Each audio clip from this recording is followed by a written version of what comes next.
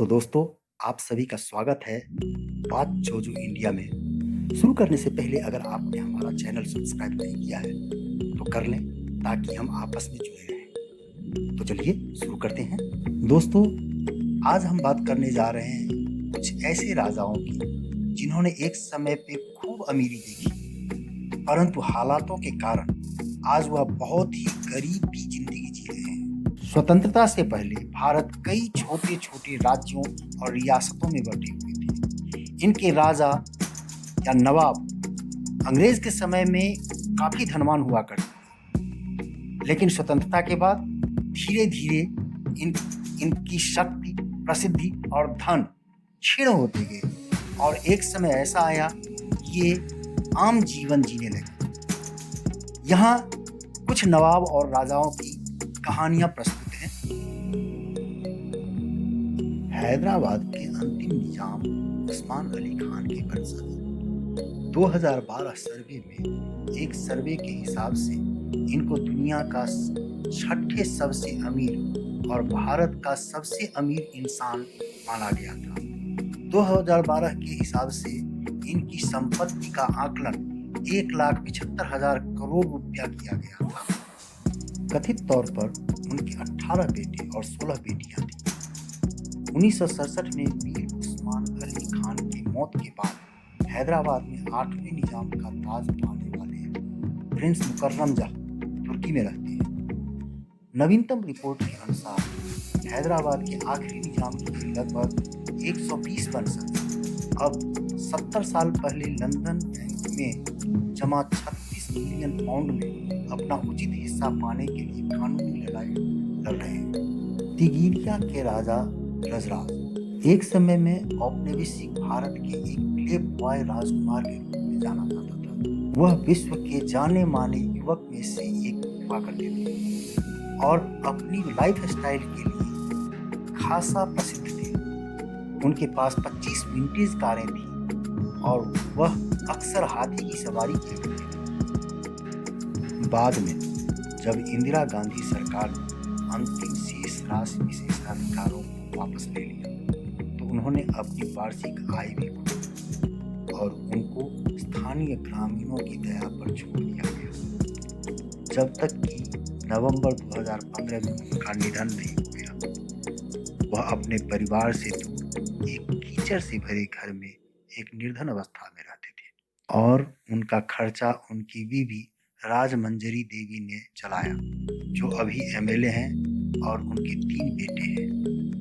सुल्ताना बेगम बहादुर शाह जफर के प्रपौत्र की पत्नी, बहादुर शाह जफर के परपोते दिवंगत राजकुमार मिर्जा बेदाग बख्त की पत्नी सुल्ताना बेगम आज पश्चिम बंगाल के कोलकाता में 2 कमरों के घर में रहती है। रिपोर्टों से पता चलता है कि वह एक चाय स्टॉल चलाती थी। उनकी दुर्दशा को कई प्रचारकों द्वारा सामने लाया गया। तब सरकार ने उन्हें 6,000 रुपये की मासिक पेंशन देना शुरू की। सुल्ताना की 5 बेटियां और एक बेटा है, जो सभी निम्न मध्यम वर्ग के हैं। चौथे नंबर पर आते हैं त्रावणकोर रॉयल फैमिली के वंशज। त्रावणकोर हैदराबाद के बाद भारत में दूसरा सबसे अमीर राज्य था जब यह स्वतंत्रता के बाद भारतीय गणराज्य में प्रवेश किया।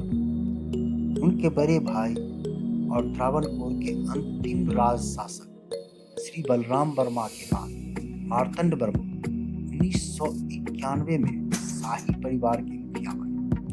1991 में उनका निधन हो गया। मार्तंड वर्मा और उनका परिवार ने एक विनम्र जीवन व्यतीत किया। 2018 में उनका निधन हो गया। वह उस प्रसिद्ध श्री पद्मनाभ स्वामी मंदिर को चलाने वाले ट्रस्ट के अध्यक्ष थे, जिसने 2011 में रुपये की ज्वेलरी के बाद शोहरत हासिल की थी।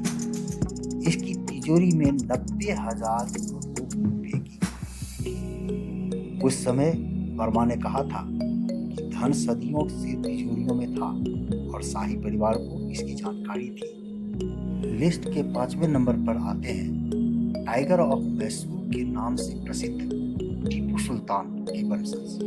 टीपू सुल्तान के निधन के बाद अंग्रेजों ने उन्हें कोलकाता स्थानांतरित कर दिया और सुनिश्चित किया कि वे दक्षिण भारत वापस ना जाएं। जब ईस्ट इंडिया कंपनी ने टीपू सुल्तान की सबसे बड़ी बेटी फातिमा बेगम के आभूषणों को अपने कब्जे में लिया तो उन्हें ले जाने के लिए 6 बैल की जरूरत पड़ी। आज उनके वंशज कोलकाता में झोपड़ी में रहते हैं। साहबजादा सैयद मंसूर अली जो टीपू की बड़ी पोती साहबजादी रहीमुन्निसा के पति हैं, सुल्तान के परिवार के सदस्यों को वित्तीय मदद पाने के लिए अभियान चला रहे हैं। उनमें से ज्यादातर रिक्शा खींचने, साइकिल की मरम्मत करने, इलेक्ट्रीशियन या टेलर जैसी विषम नौकरियों में लगे हुए हैं। और सबसे अंत में अवध के राजा नवाब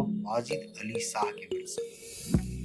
नवाब वाजिद अली शाह के परपोते डॉक्टर कौकब उदर मिर्जा कोलकाता के उपनगरों में एक मंजिला इमारत में रहते थे। कोरोना के लॉकडाउन के बाद हाल ही में सितंबर 2020 में उनका निधन हो गया। अलीगढ़ मुस्लिम विश्वविद्यालय के प्रोफेसर रहे मिर्जा का रिटायरमेंट के बाद उनकी बेगम ममलिकत बद्र ने उनका ध्यान रखा, जो खुद लखनऊ के शाही सिया धर्मगुरु के परिवार से हैं। उनके 6 बच्चे मिर्जा का परिवार वाजिद अली शाह और उनकी पत्नी बेगम हजरत महल के बेटे फिरजिस कुदर के प्रत्यक्ष वंशज हैं, जो एक दरबारी हैं जो नवाब की दूसरी आधिकारिक पत्नी बनी। तो दोस्तों, उम्मीद करता हूँ कि आपको ये वीडियो पसंद आई होगी। तो देख क्या रहे हैं, लाइक और सब्सक्राइब करें और बेल आइकॉन पर दबाना ना भूलें।